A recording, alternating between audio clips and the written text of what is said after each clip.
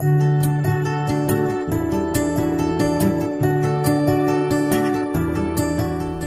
everyone, it's Angela from High Quality Organics, the largest wholesale supplier of organic ingredients. Today I'm with Patrick, one of HQO's tea experts, and he just recently got back from a trip to South America where he visited with some of our Yerba Mate growers. So Patrick, I'm really excited to hear about your trip. First, tell me, what is Yerba Mate? Well, Yerba Mate is a tea that is made from steeping the leaves of an evergreen tree down there, and it's native to South America, have been used for thousands of years. Wow, and I've heard that Yerba Mate in South America is practically a national drink. Tell me about the history of it and how people consume it. It is. It's consumed. You can see it almost everywhere in town, from anywhere you travel to. The beaches even have it served on the beach in basically the gourds. They'll often see people carrying a gourd around from person. They share these gourds. Okay. And often in the culture, it's really good for people to share the gourd. While you're sharing the gourd, one person gets a drink from the gourd and they don't get to speak. Okay. So it's passed to the next person, and then it's their turn to speak, and it's kind of something that's developed culturally and just traveled through. But Very interesting. And it's consumed at nearly every meal of the day, Okay. especially in the morning and at lunch, and helps them. They believe they consume a lot of meat in South America, so with cholesterol reduction, they believe it helps balance their cholesterol. It's high in antioxidants, and so it's just really developed over the years. Interesting, and you had also mentioned there's a store on almost every corner similar to a Starbucks. Tell me about that store. Yeah, the store is called Rei de Mate, Okay. and the translation pretty much means Mate King. Okay. And you find people going in and out, and they're walking out with lattes similar to Starbucks, and it's Interesting. a mate latte or a chai mate, or you'll see blended with fruit smoothies and mate, and just so many different ways they make the mate for the people. Very interesting, so a very versatile drink. Very.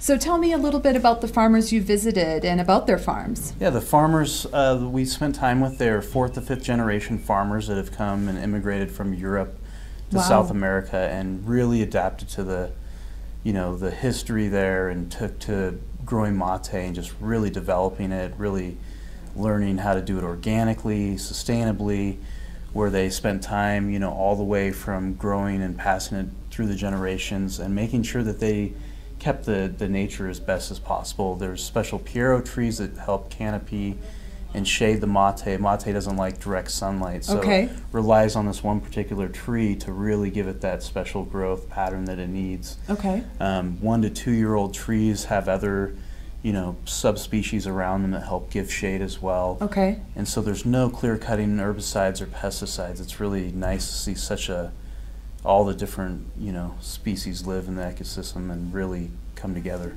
Nice. Wow. So Yerba Mate has been a national drink. It's consumed in a variety of ways. You spoke a little bit about the nutrition. Tell me a little bit more about the benefits of drinking Yerba Mate.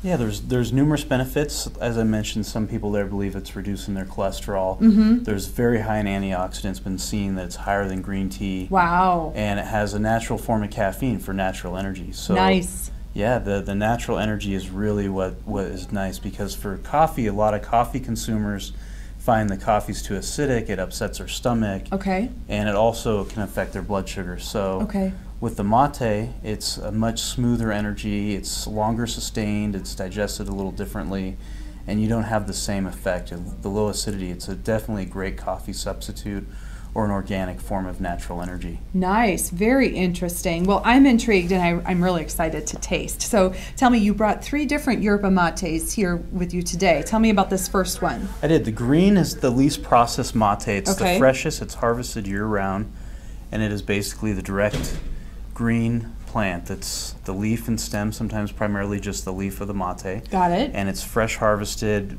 processed, and just consumed. Interesting. It smells a lot like green tea. It tastes similar to green tea, but maybe a little bit more subtle. Not as, sometimes green tea can have very strong green flavors, and this seems to be much smoother. It does. Interesting. And the second one?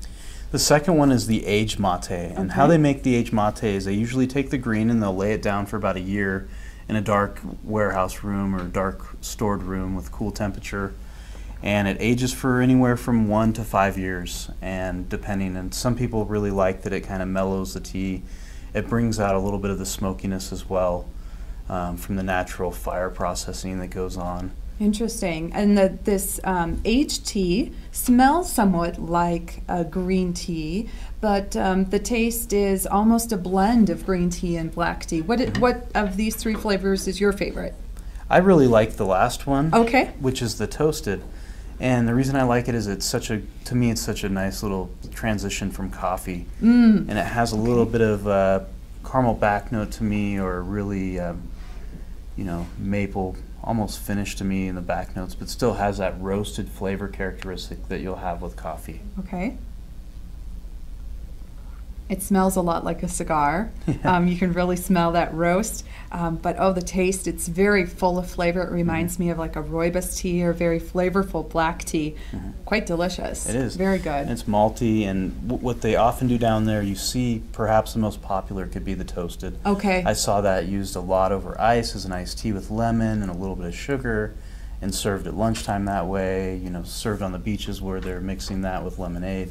And it's a really good choice. I think the two most common that we see here are the green and the aged at the stores. Interesting. Wow, very fascinating. Thanks so much for sharing your knowledge about Yerba Mate. And for more information about Patrick's trip or to see more pictures, be sure to visit our blog at www.hqorganicsblog.com. And if you have a specific question that you'd like to send to Patrick, or you'd like to order Yerba Mate in wholesale supplies, please visit our website, www.hqorganics.com. Thanks so much, Patrick. Thank you.